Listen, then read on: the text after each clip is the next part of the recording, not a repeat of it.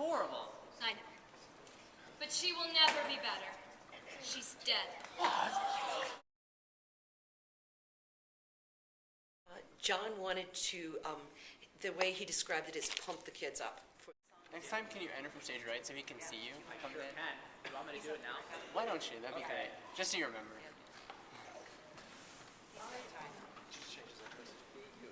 What? Just change his address. Yeah. Yeah, that sounds like it's in the Great War. Yeah.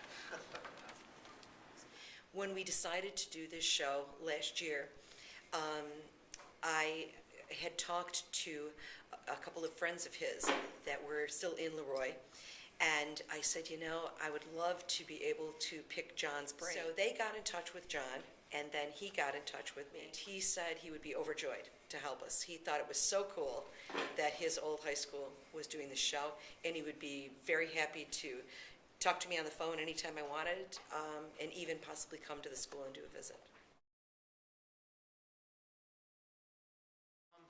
It helped me a lot to build my character up. I wasn't really sure on how to go about being Frank Chaffee, but just knowing, because he was David Hyde Pierce's understudy during the show, and just knowing that he knew how to play the role, and then when he came on stage and, you know, was interacting with us, it really helped me to develop, you know, mannerisms that I needed to do while performing, and how to portray my character across to people. Why'd I take you? Why'd I walk you home? Oh, I'd be delighted. But you said we're not allowed to leave. Damn. There was 3 different kind of phases that I had to be in. There was one where I interacted with Nikki Harris, where I was, you know, trying to, you know, sweet talker. Yeah, exactly. And then there was the one where I had to be the you know, the lieutenant, and I really had to come across as a tough policeman. And then, you know, there was just other parts where I was trying to critique the musical, you know, which wasn't really my job, so I was a little bit uneasy about saying some of the things, so I kind of had to switch my voices. And it's just, I mean, he helped me so much with this one scene that Andrew and I do together, and I don't know, I probably wouldn't have done it the way that he showed us how to do it, but I really like it better that way. It's a scene between Andrew and I where we can't really talk about what it's about because it gives away something really important in the show. So, but it's just kind of something that Andrew kind of gets me to say something I really don't want to say. And he kind of brought out the emotionality of the scenes. Why? Because, as old as time itself, there's a grand theatrical tradition that the show must go on. Forget it. I got a contract. You sign a contract. Go read your contract. And I will sue you. And then I'll sue you. Oh, yes, I'll sue you. And when I sue you, you'll never work again.